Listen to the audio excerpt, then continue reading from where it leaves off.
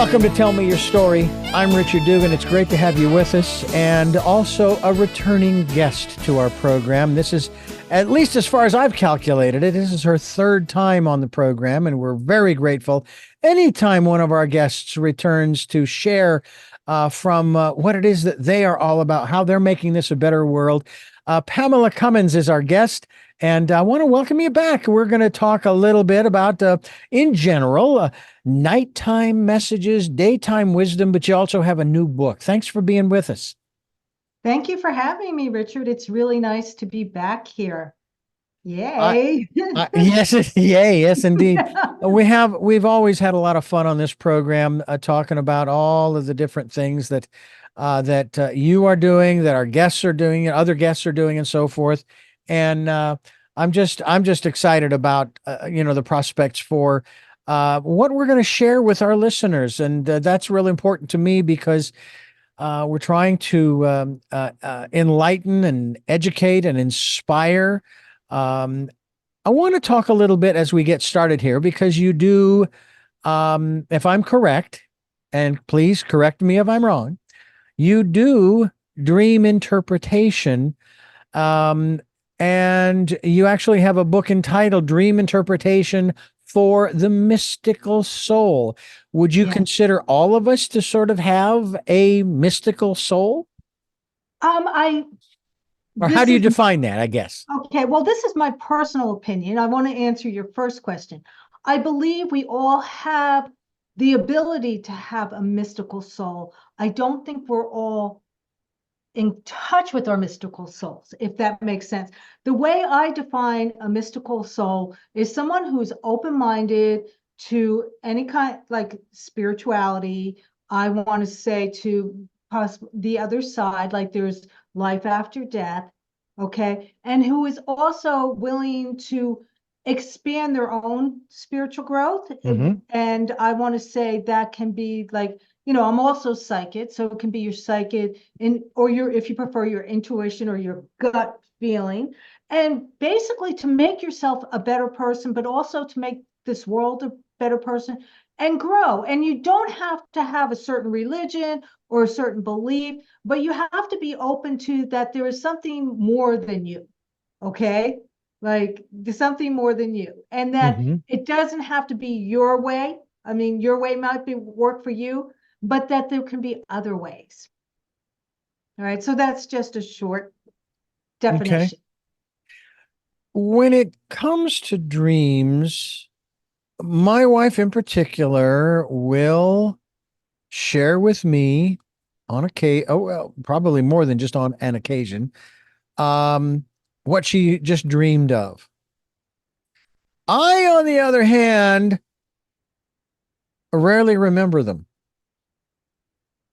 Um, I remember some of the more profound ones back when I was much younger. I've shared those, I think, with you and on this program. One that led to a greeting, if you will, with my passed on grandmother. Another one where, as a child, and we're talking now maybe 4, 5, 6 years old, scared out of my wits because my mom had stuck her hand inside this jar that shattered. Mm. Um, those are the two that I recall right off the top of them. Oh, and then there was another one, and I don't remember if this was a daydream or actually a nighttime dream where um, everything was pristine. It was summertime. We were out in the front yard, nice white concrete sidewalk for the driveway. And my father, who took meticulous care of our Bermuda grass lawn, it was a beautiful, lush, dark green. And all of the sudden, I started pedaling and I started rising up. I was not on any vehicle of any kind, no bicycle. I just started pedaling my feet and I started rising up. So those would be the three that I remember off the top of my head.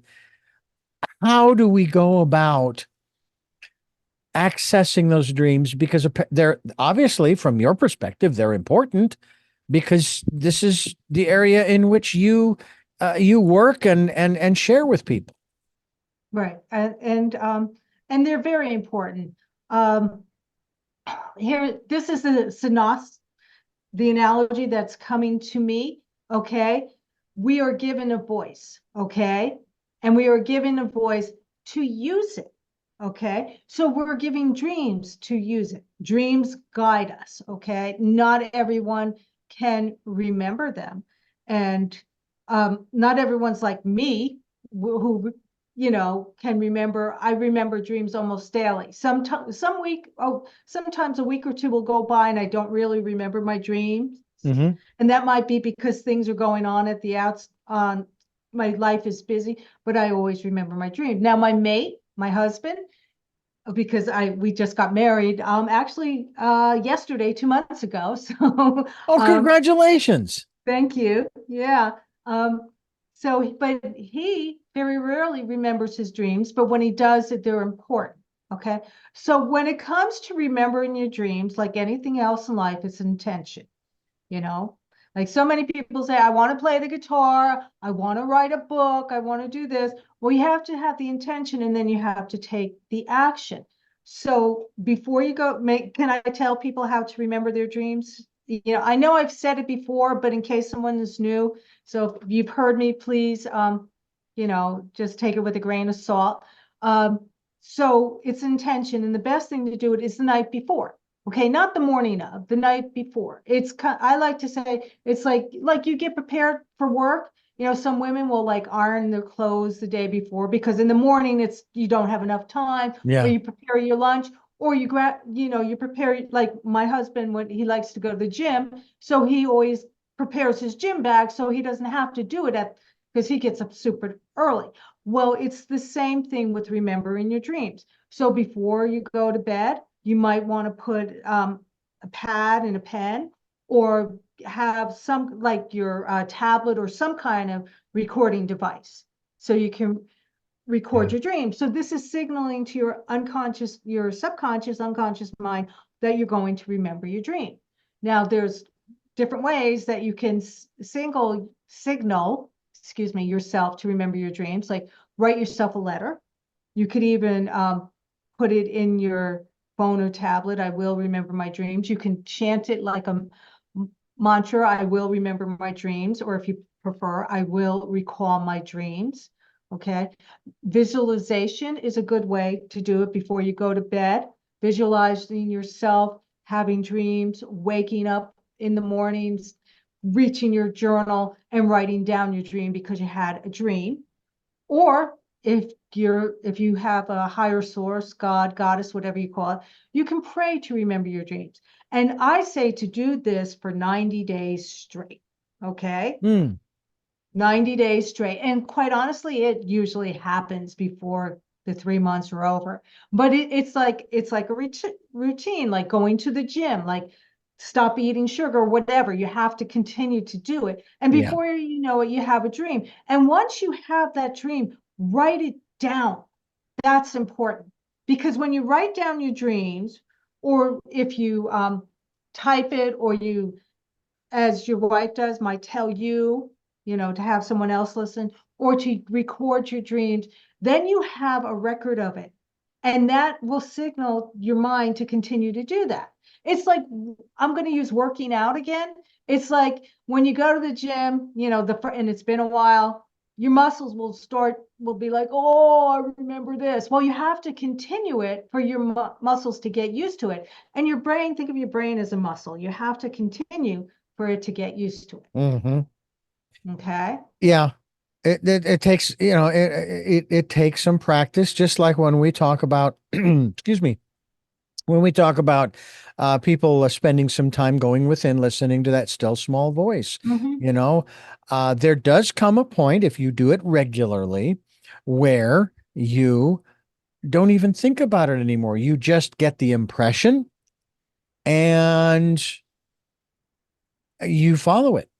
Right. It becomes almost second nature. You don't want it to become totally an unconscious thing. You want to be consciously aware of, what you're doing. But at the same time, that's one of the things that I find so interesting is for me, now it's like, uh, I get impressions, for example, from my late father. Uh, I don't hear his voice, but I do get impressions. And sometimes when I'm talking out loud to myself, the words that are coming out of my mouth, where did that come from? Oh, that must have been dad. So that's kind of how I look at that is it's my father is sort of speaking through me, if you will. And you become more aware. That's kind of what dreams are all about, isn't it? Is that they help to make you more aware of your life, your life's purpose. It's kind of what you are all about too, in terms of helping people to interpret their dreams, to Right. to to to help them to um, maybe they haven't found their life's purpose yet, and their dreams are trying to tell them what it is. Well, it's similar to what you were talking about, listening to your inner voice, your intuition, your psychic abilities, whatever Hmm. you want to call it, and however it comes to you.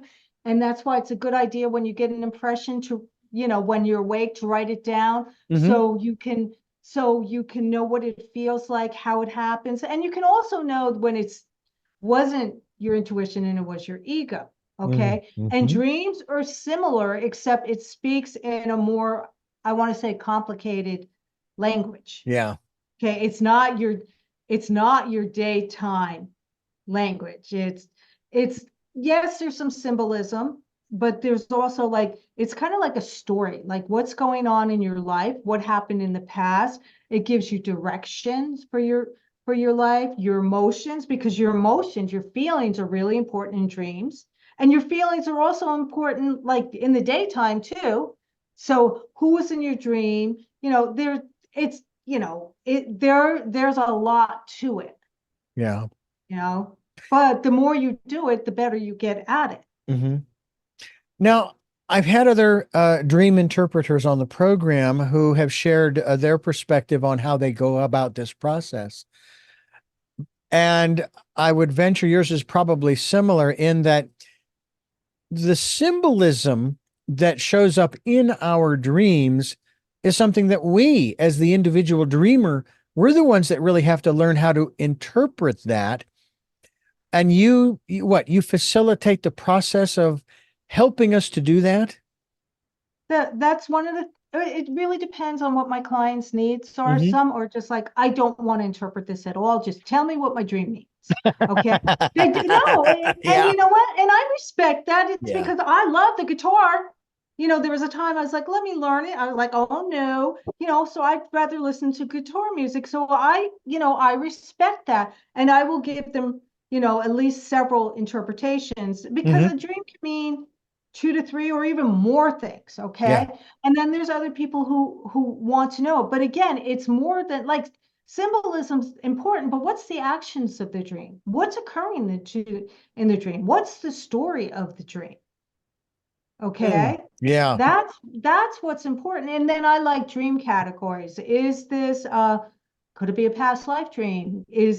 Are you having a visitation dream? Are you having an issue dream? Are there things you need to work out? Are you having a dream of the future? Are you having a solution dream? Could it be a health dream? Or could it be something occurring around your house that's coming into your dream? Or the call of nature, and you have a dream about that. So there's different categories too. So it's not just about symbols. Richard, can I share a dream that I recently had? I'd love to share this because Please. one of the things, quite honestly, that frustrates me is like people will ask me, are you going to write a dream dictionary? And I'm like, no, because symbols are so personal. All right. So I had this dream where some young woman gave me this necklace. And it was like it was a crystal, probably about that big. I mean, it was huge, right? And it was weighing me down. And I also had a long earring, right? So I couldn't handle the necklace. So I took the necklace off and I put it on my bookshelf and I was admiring the crystal. I'm like, this crystal is so beautiful, right? And the earring was really long. I mean, it was like down to about here, Hmm. past my neck, past my shoulders, right? And I don't like long earrings. I like short earrings, right? And when I woke up, it was weird. I got the message right a blog on crystal quotes, quotes about crystals, Hmm. gems, or whatever. And I was like, that was interesting. And I was like, what does that mean? Was it about my spirituality? Am I too heavy into my spirituality? Honestly, I couldn't figure out what it was. Okay. Now, if you look into a dream dictionary, it's probably going to say spirituality, spiritual growth, purity, Arians could be prosperity, what are you hearing? Stuff like that. Well, this is where time helps, okay? And things that occur in your life. So, and I recently wrote a blog about this. So, I'll try and make it short. But one of the things was one day I was thinking I'd like to make another Oracle deck because I like to create Oracle decks. And I was like, I'd like to make like a short deck, like 36 cards, like I did for I think it's called Lenormand cards, all right? Hmm. Because sometimes I'm like, I want to do tarot, but that's 78 cards. And I'm like, I don't know if I want to do that. Okay. So I had that thought. And then Losley Lenormand, I subscribed to her newsletters. Okay. And she wrote this really interesting blog about how, like, everyone has an opinion. Okay. Everybody's like, my way's the best. No, mine, you need to do it this way. So she was talking about how people, don't always agree with her interpretations of the cards, right? Which I could understand. They're like, no, this card means this. And it's like, no, what do you feel it means? So I went on her blog and I saw Kipper cards, and I had seen that before, but all of a sudden it's like that intuitive hit, like it clicked. Okay. Hmm. So what I did afterwards is I said, well, let me research this. All right. Well, Kipper cards is different than Lenormand, which I studied, and I studied that hard. Okay. It's totally different than that. It has 36 cards, right? And there's not a lot of information, not like tarot and dream interpretation. There's not as much information. And so one woman, it does like it the traditional way, and then there's another man. These are two people who wrote books about it, and another man does it more easygoing. All Hmm. right. So as I'm looking this, all of a sudden it clicked what the dream meant. Okay. I know it sounds weird, and it had nothing to do really with crystals. All right. A little bit with my spirituality. Basically, what it was saying is, I'm going to be learning a new divination tool. Okay. And I need to, like, if I like study with this woman, okay, it's going to be too heavy for me. Her spirituality is too much. Okay. It's not right for me. It's going to block my voice because the necklace, it's going to block my voice, how I read it. I need to like look at, and because she's really good, and this is for traditional Kipper readers, she's really good at what she does. Okay. And Hmm. by putting it on the bookshelf, I need to see the beauty of what she has. But because it's on the bookshelf, I need to study it and find what's right for me. Okay. And the earring, okay, because it was on my right was on my right side, which was the left brain, if I'm getting this correct. Hmm. The earring represented to listen, because I'm clear audience, so I hear a lot, to listen to my inner voice, okay, and not get bogged down to what other people say, what other people are saying. All right. Hmm. Another way to look at that too is because in the dream I was like, I don't know if I like these long earrings, I like them short. Is when I do a spread, I prefer them shorter. Okay. I Hmm. don't like these because you can use all 36 cards. Sure. Right. So here was a dream about crystals that was talking about Kipper cards that nobody really knows about. All right. Now, you're not going to find that in a dream dictionary. All Right. right. And that's why you need to look at the story, what's going on in your life. Could it be the future? Who you are, um, somebody else's spirituality is going to be too heavy for me. I mean, I just find this fascinating, and I feel like it's a good story to tell people to stop going to your phone and saying, what does this symbol mean?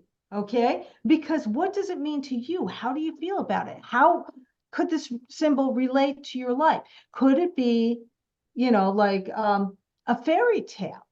Yeah. Okay, I Yeah. mean, there's so much things to think about. So I'm sorry, that was kind of a long story, but I hope it got the point across. No, no, no. And that's just fine. We're talking with Pamela Cummings and talking about dreams and how she helps you, facilitates you in understanding the meaning of your dreams. Is is there something that, in my case, I am missing that and quite honestly, it doesn't really trouble me, but is there something I'm missing, or is it that if I am dreaming, and I've been told that we all dream, whether we remember them or not, that's the other portion of it, Right. that apparently I was not meant to process that information, that my subconscious had it, all of that kind of thing. I'm going, it's for me, it's kind of like having deja vu experiences, which I haven't not had in a long time. I was 7 and I had a day every time I turned around. It's like, I've been here before. I've been here before. And, I Mm. thought I was going to go crazy. And I finally interpreted deja vu as the universe telling me, you're going in the right direction. Just keep moving forward. Just keep one step in front of the other. So is it possible that the reason I'm not remembering my dreams is that I don't really need to, because and it doesn't elevate me above anybody else, but it's just for me, I'm good. Or do I need to look into trying to remember them? You know what? I'm gonna say go with your gut. How important is it to you? Okay. Mm-hmm. Um, I can't really answer that for you. Mm-hmm. Um, as a dream interpreter and from my own perspective, I kind of feel like, well, you're missing out. Yeah. Okay. But do you want to remember your dreams? That's the other question because, you've spoken to dream interpreters, you know what to do, you know how to remember your dreams. Do you truly want to? Mm-hmm. Or do you want to just allow them to come?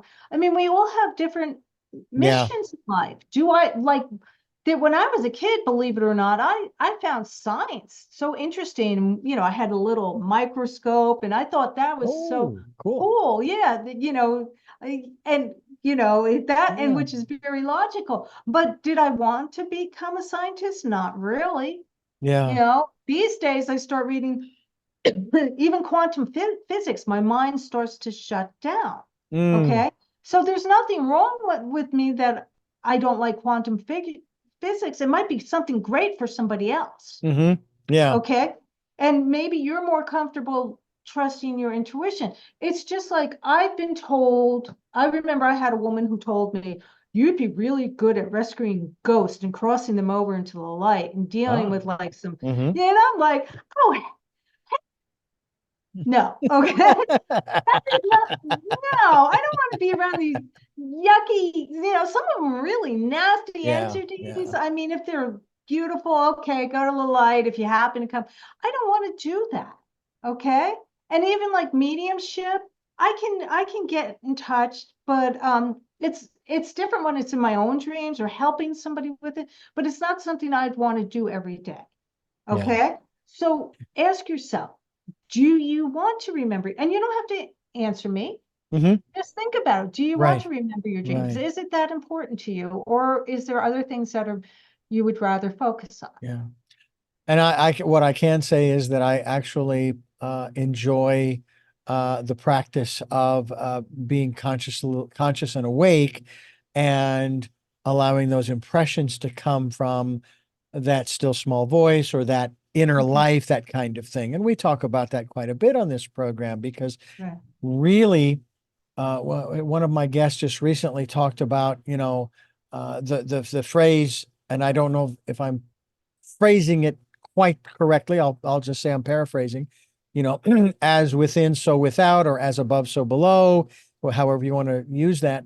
And I'm working right now on clearing a lot of the stuff within, you know, saying, hey, I don't I need this here anymore. I've got it. For example, I have an 8 by 8 foot shed that I constructed 18 years ago where we live. And I've been putting stuff in it and putting stuff in it. And I have these containers, these large containers, like you get they it's at different places. And I've got books and books and books and books that I've collected over the decades. Okay, the decades. That some of them I will want to keep, but others I would love to just sell them. Now, not for face value or anything like that.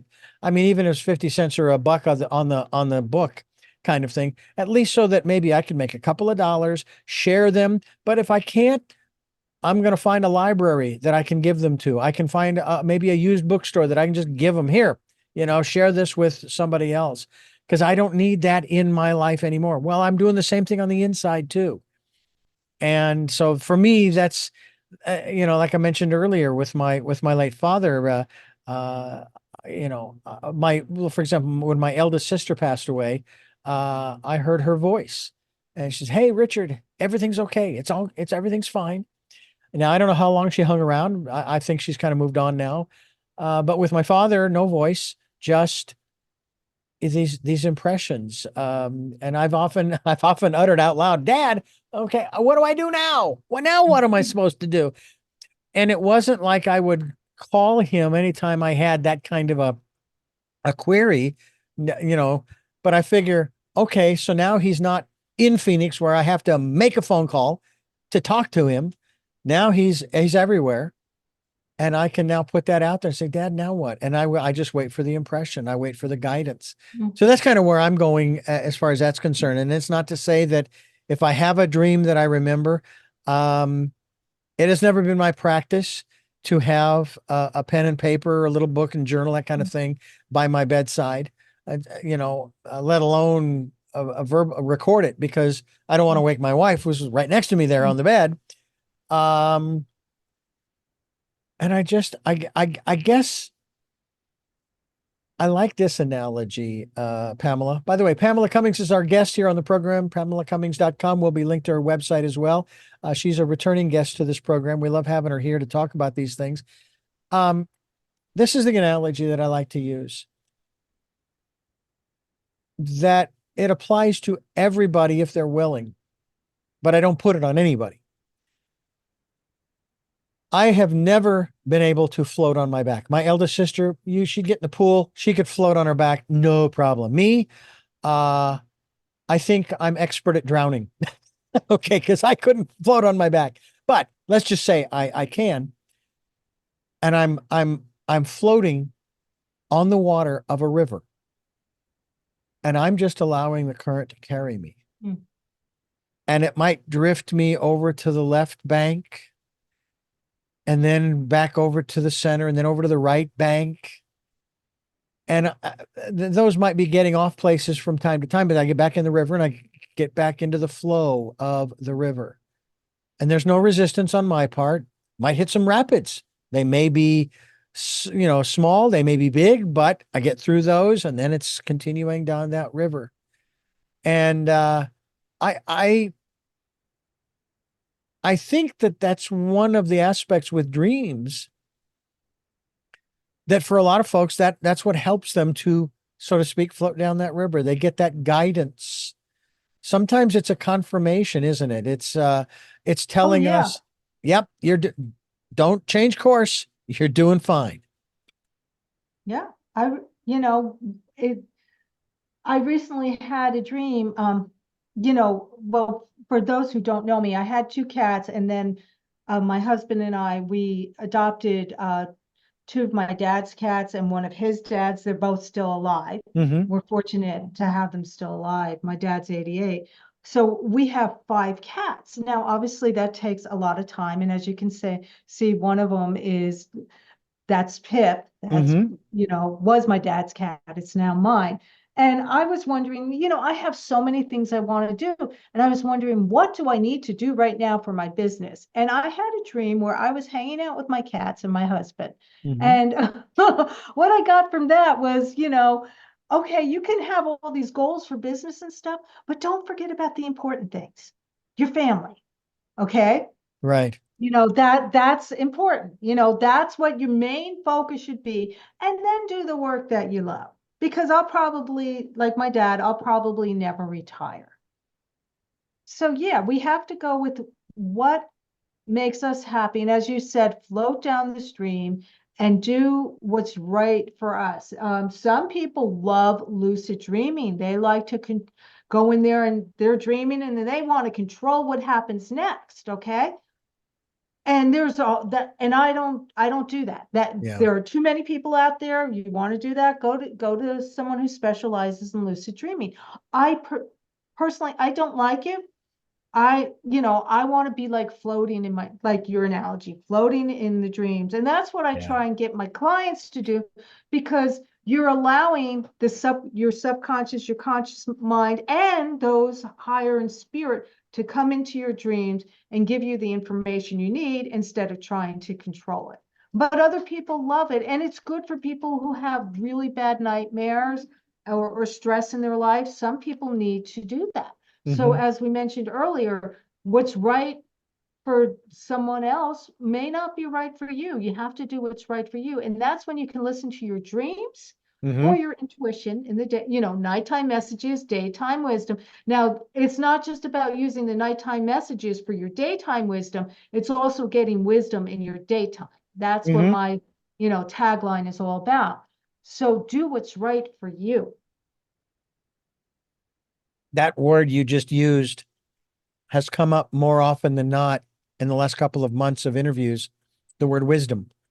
Mm. How do you define that word? How do you define wisdom? Well, it's more than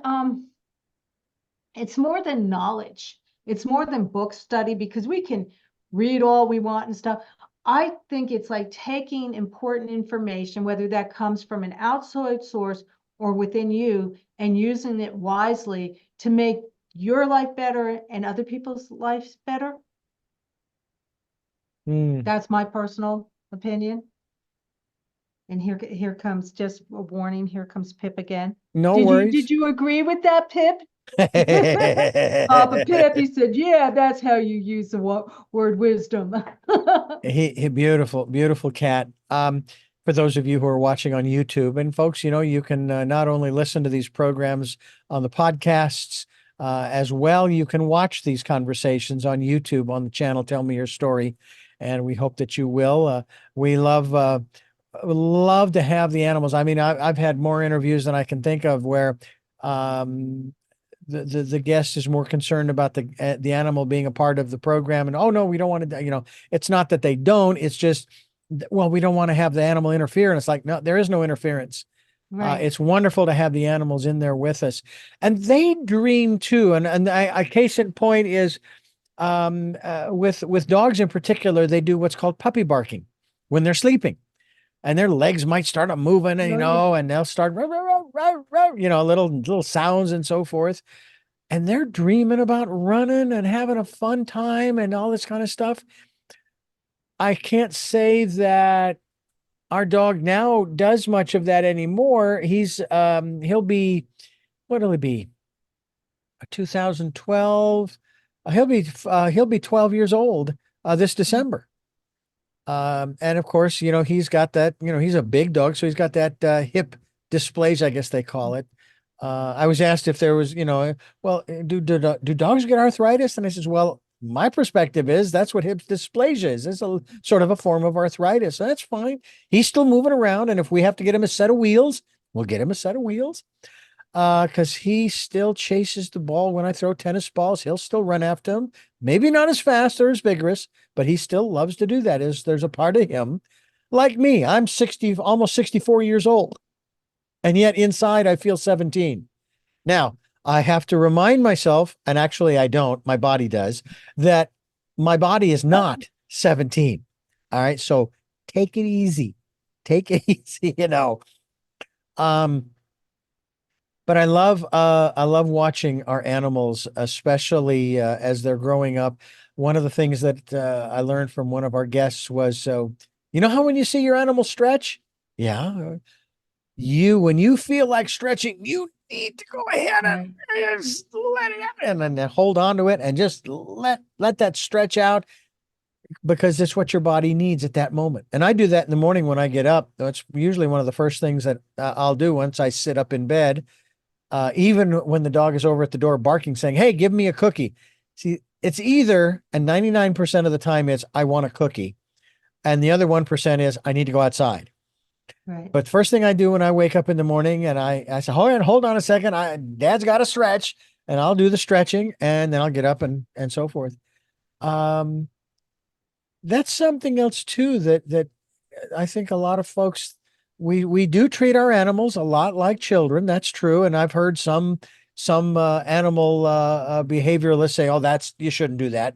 So, well, tough, too bad, because that's what we do. We have no physical human children, but we have animals. We have chickens, cats, dog, and uh, and it's a wonderful thing. It really is to have them in our lives, and they sometimes, well, not sometimes they will bond like my our dog Angus. He is bonded to my wife. When she is upset, oh my gosh, you couldn't calm him down with Valium, um, because he is connected to her. And then, of course, when he's going off like he is when he's upset because she is, I say he's upset because you are. You need to calm yourself down. It's just another part of life, and I'm sure that your cats, Oh, um, yeah. they are wonderful teachers for you and your husband as well. Oh, yeah. And they pick up on emotions and they try and calm you down and they stretch and they they teach us to stay in the moment because I gotta do this, I gotta do that. I've actually had cats when I've been working all day. I've had a couple cats come up on my desk and lay there and be like, that's it, deplug, you know, deplug. And they come and they give us messages, Yeah. whether it's in the dream time or, if or intuitively. I've actually given readings to people. I've had a cat come over and like flip a card over and be like, oh, that's perfect, or give me a message, Hmm. and you can talk to, um, like you can communicate with animals, they just communicate differently, kind of like dreams. You have to learn their language. Yeah. That is the big thing. As a matter of fact, I'm glad you said that. I'm glad you put it that way because um one of the lessons I have learned, and I continue to relearn it from time to time, is in this case with a dog, it is not your job to get the dog to behave the way you want it to. It is, if you will, your job to understand why the dog is behaving the way the dog is behaving Right. and then act accordingly. Now, that's not to say that we don't know the techniques for getting the dog to refocus if he's focused on, you know, and it's not literally mauling one of the cats. He's playing with it, getting it all wet, mouthing it and everything, but he's not hurting the cat. And we want him to stop because the cats are much more fragile. So it's like, okay, how do we get him to refocus his attention? What he's doing isn't wrong. It's not bad, but it could have some unintended consequences that, again, because he's a big dog, he could unintentionally hurt the cat. So I think that I want, and I have to wonder if sometimes maybe we have to do the same thing, and that's kind of what our dreams are doing as well. They're trying to get us to refocus, aren't they? Yeah. Oh, definitely. Definitely. You know. What or, about? or, or to Go ahead. heal, or to Mhm. heal. Sometimes they're trying to, heal in our lives. Like if you're having a lot of, I don't know, stress at work or problems with a coworker or even a relationship, they'll come in and they'll give us information or try, or even sometimes it's like, hey, you're denying you're feeling this way and this is going on, and you need to look at this so you can heal and refocus and have the life that you want to have. Yeah, You know? that's important to keep in mind. No question. No question about it. Pamela Cummins is my guest here on the program, and your latest book, if I am correct, as I am looking at your website, which is by the same name, PamelaCummins.com, is Dream Interpretation for the Mystic Soul. I have always considered myself a metaphysician, only because I'm always curious about that which is beyond the physical. Right. And I remember my metaphysical primer when I first started reading it back when I was, I think, 16, 17 years old, which is sort of when I began my search, as I like to call it.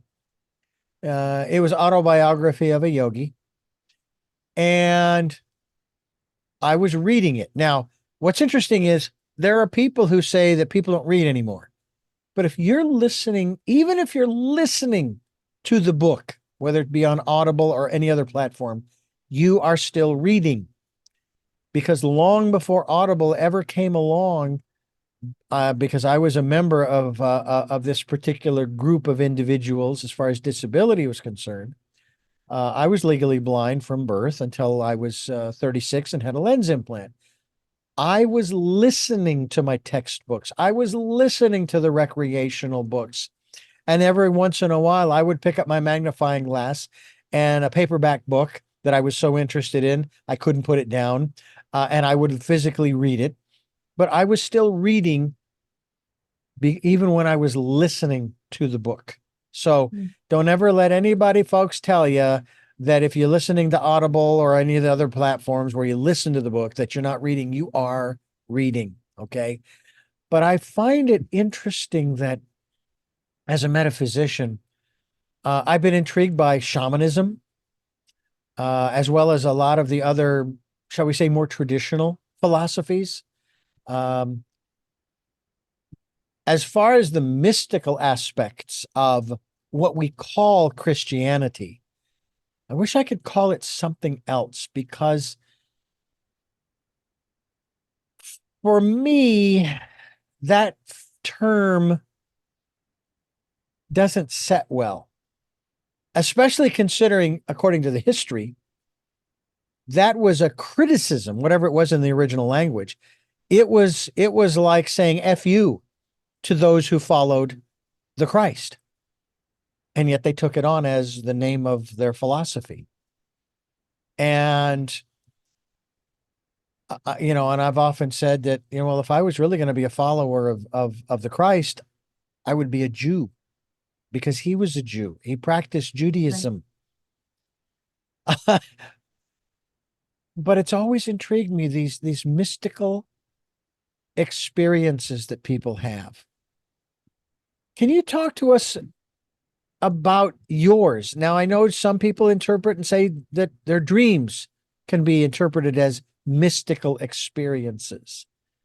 What about, do you consider some of your dreams or all of your dreams to be sort of under that category of mystical? Right. And I just want to say that my book is say, Oh, okay, my screen froze for a minute. It's not about Christianity. I just want to make that clear. But there is myth. There are, and like Judaism has Kabbalah. There are myth. sure. Hmm. What is that? Marion Williams. I can't think of the name of what it is, but there are mystical aspects of every religion. For Right. me, dream interpretation for the mystical soul is about mystical dreaming. Hmm. Okay. Hmm. And in the book, I go over, precognitive dreams, which are dreams of the future. Okay. Dreams, visitations from our deceased loved ones. Spiritual chapters, when one chapter is ending and a new one is beginning.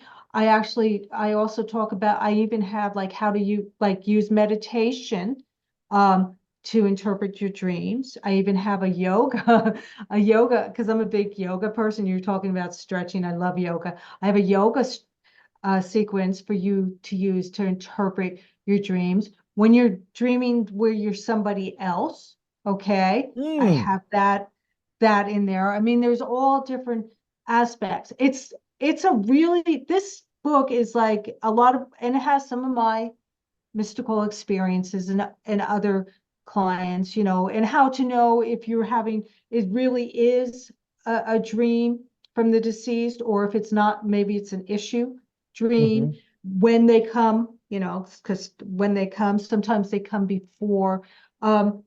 So it really is about how to do this, how to interpret your dreams, how to recognize a mystical dream. I'm not talking about a solution dream or a dream where you dreaming of like things that happen during the day or health dream. These are more on a spiritual, mystical level to help your personal and spiritual growth.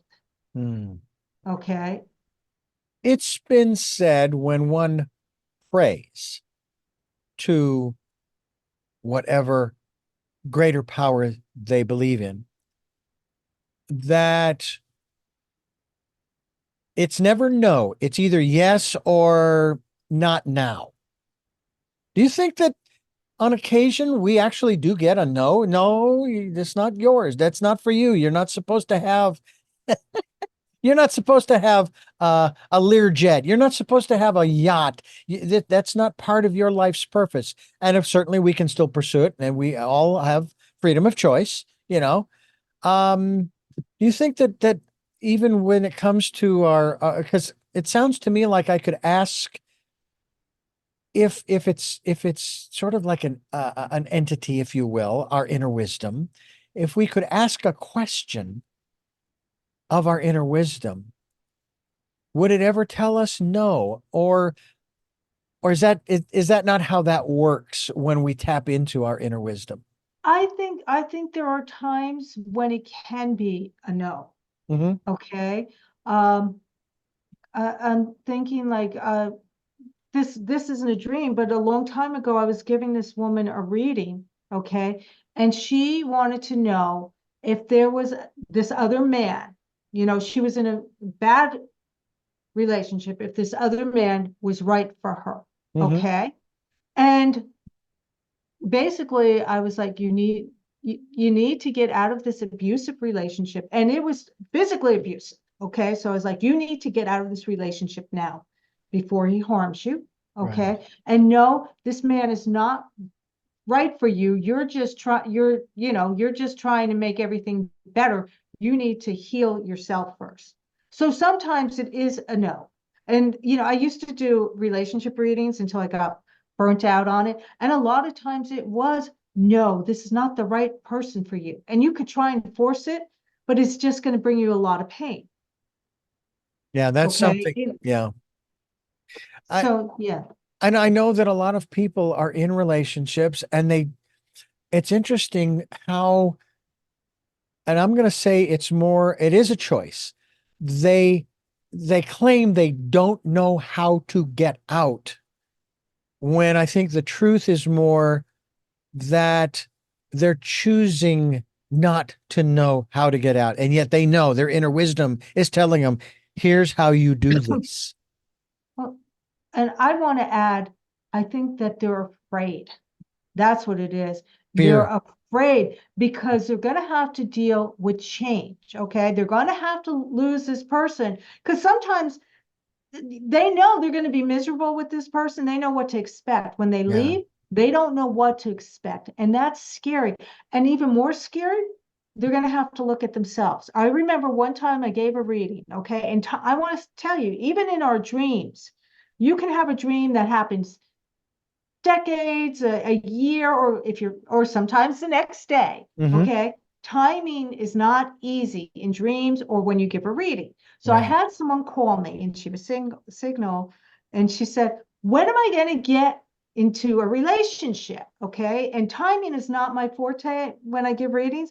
And I heard 6 months. And I was like, and I was excited. I was like, 6 months, because 6 months, is not that long. Oh, Okay. goes by It in a really is. flash.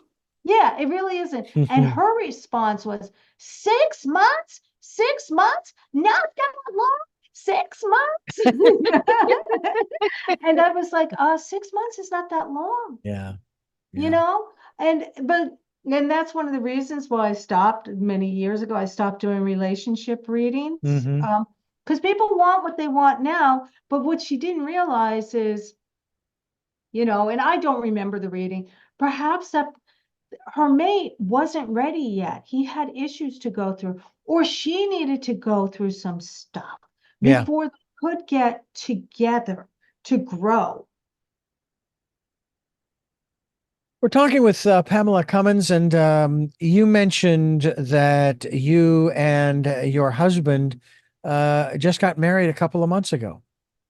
Right. Well, my wife and I attended a wedding as of this conversation yesterday, which was a Mm, Sunday, and both of them are in their 70s.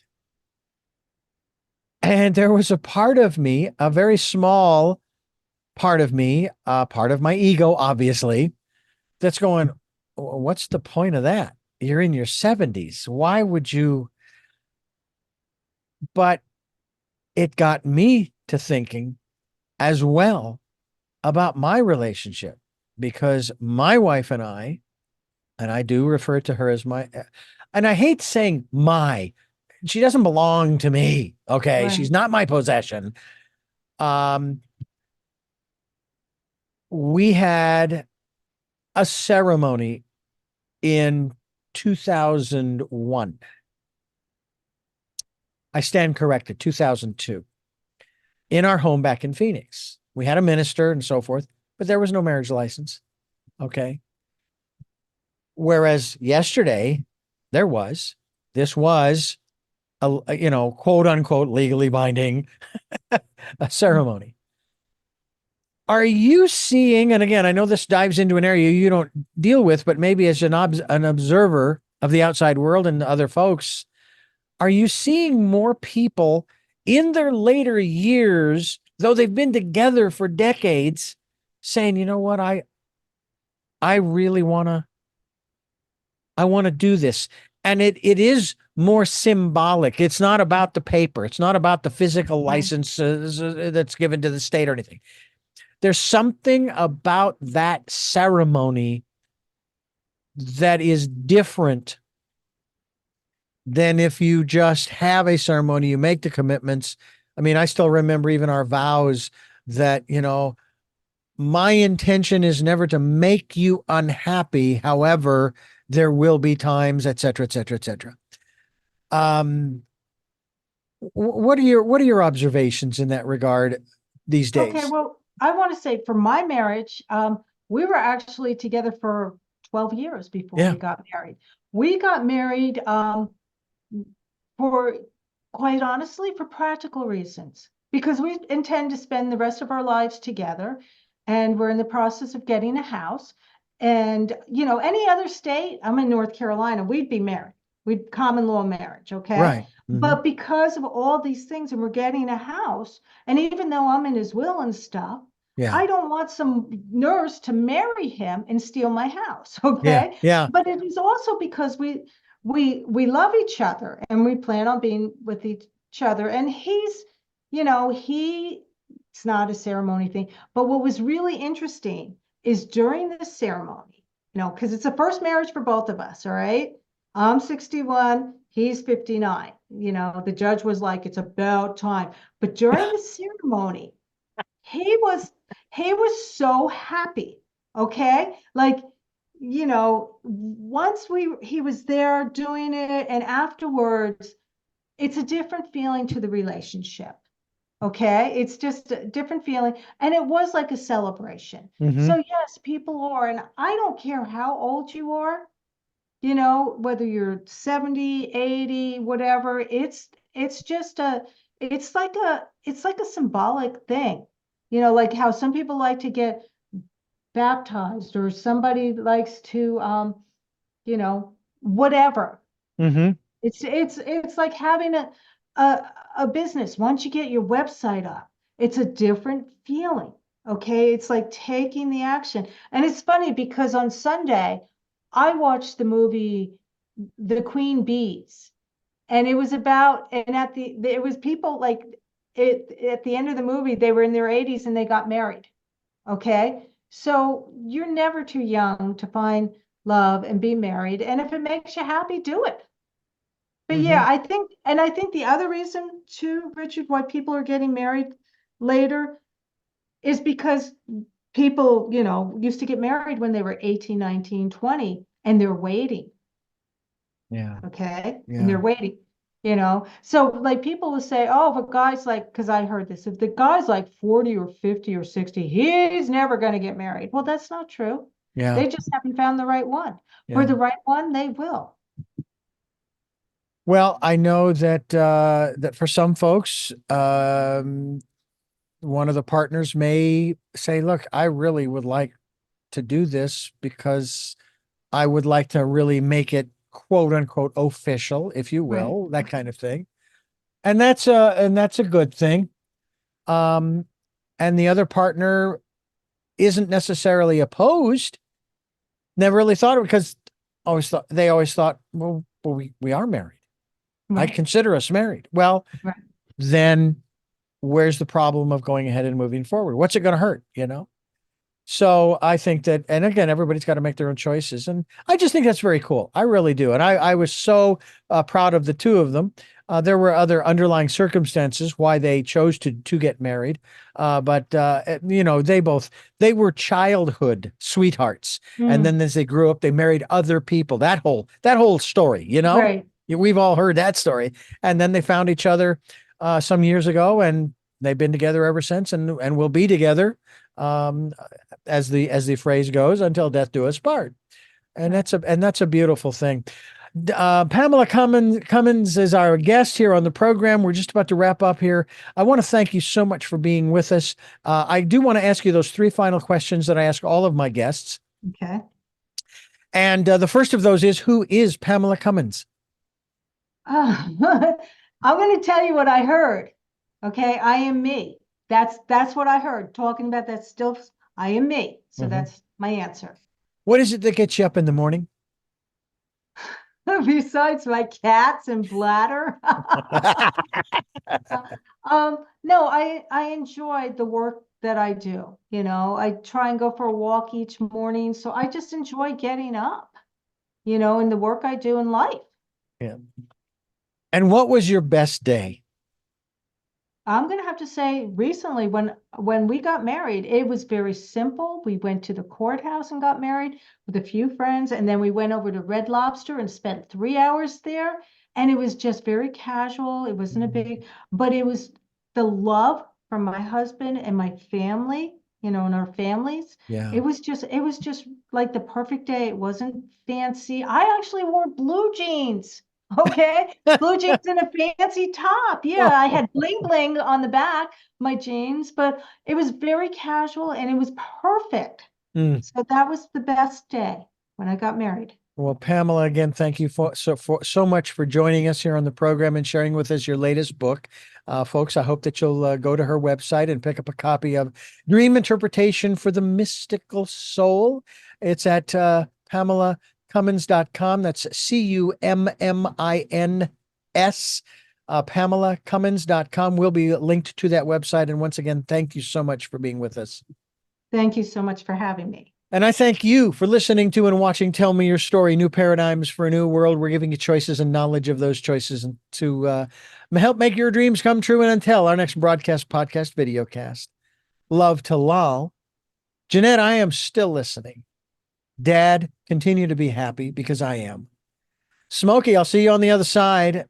To my dear friend Zorro, aho, aho.